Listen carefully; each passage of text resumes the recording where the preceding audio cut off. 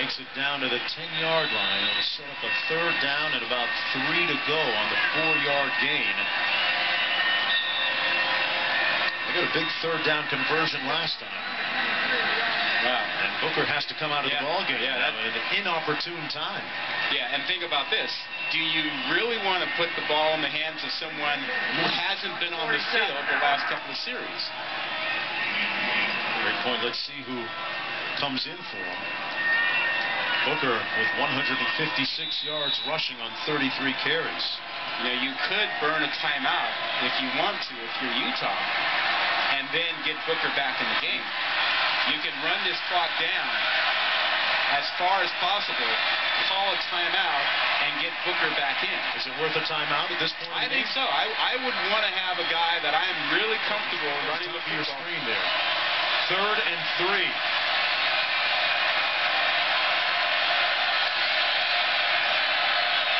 Thompson runs it into the middle of the field, dead center in front of those uprights. And that was the plan. How about that? Didn't even want to risk a handoff or anything. We talked about it. They have so much confidence in Phillips. They were thinking field goal way back at the 30, 35-yard line, a 40-plus field goal. They were comfortable with that. And this will be about a 22-yard field goal for Andy Phillips, who's already connected tonight from 48, 45, and 22, and the clock running down. It'll get down to about 36, 37 seconds before they burn their last timeout. Phillips, not like the typical place kicker, sometimes like to be away from his teammates. He was chatting, and you see him there doing the same with his teammates right now. And what a win this would be for Utah. If they could knock it through and upset number 8 UCLA, as we have total havoc here on Separation Saturday. Are you kidding me? If tonight ends with a Utah win, this day would be historic in terms of upsets on a particular weekend. Not to mention what it would do to the races in the Pac-12 and to what the good folks in Arizona would be thinking after their big win over Oregon. From 30 yards out, Andy Phillips for the win. The snap is good, and Utah takes the lead. The Utes up by a pair with 34 seconds to go, and UCLA with no timeouts remaining. I don't know if you have enough time to get a field goal unit on after a play. Well, you got to run something to the sideline and get 5-10 yards and get out, and hopefully have 1 or 2 seconds. Utah rushing 4. Like that strategy. No timeouts remaining for the Bruins. They go to the sideline, complete. Stops the clock with 4 seconds to go, and it's on the fringes of field goal range for Kaimi Fairburn. Yeah, it's just a little bit beyond his comfortable range, but we saw him in pregame activity nail one from about this distance, but from the other hash mark.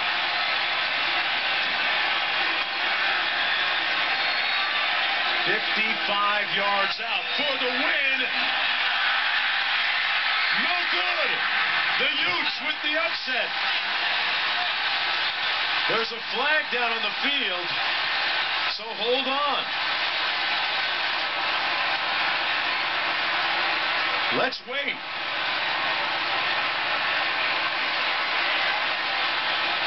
Fairburn ended up on his back. Was he roughed?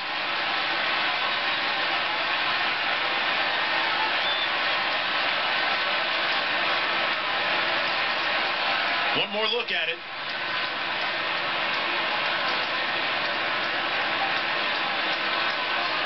Pretty good acting there at the end. He sort of rolled into them. Or they may be flagging him for it.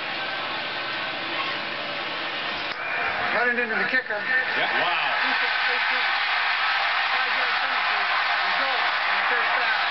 I don't know about that. Huh. Oh, that'll give UCLA another shot at it. They're going to move it in. Yeah. And what was a 55-yard attempt. It's a little bit easier, and that looked to be questionable. Yeah. He kind of took the extra little step there and rolled into them. But this is going to be a 50-yarder. And he's had a warm-up kick now. Missed it!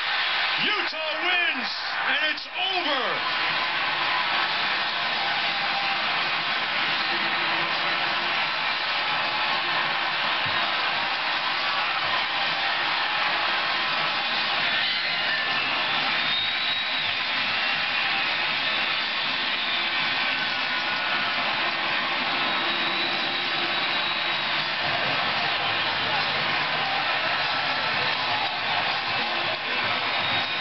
Their first win in 6 tries in Los Angeles for Utah.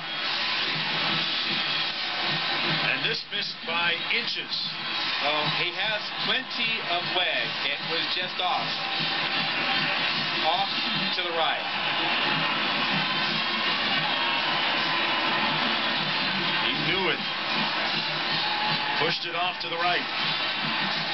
And for Jim Mora's team, who said they were going to stay in the moment and not look ahead to Oregon next week, well, they'll have to regroup. And for Kyle Whittingham, they exercised the demons of last week when they lost in the dying seconds of the game against Washington State. Drez Anderson happy for his teammates and his coach.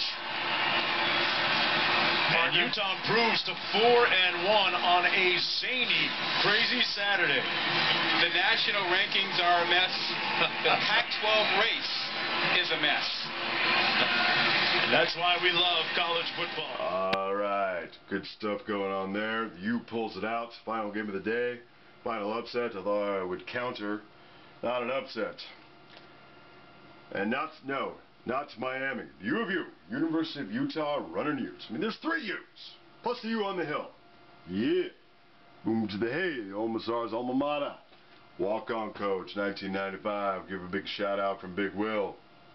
Guy who blew up his ankle a week into practice after going through all the rigmarole to walk on in the first place. Alright, it's all good. Never got to find out how much of a linebacker he could be or not. I would just say to the dudes there on the sideline now, wearing your long hair all comfortable like, you can thank yours truly and a few other dudes who dared tried. With Ronald McBride, Coach McBride back in the day, couldn't stand the mullet, couldn't stand it trying to be a 2-sport athlete. Helped to bring in a little bit more acceptance on campus for non-conservative appearance, shall we say. You know what I'm saying? It's SLC, even back in the 90s. We are laid out together.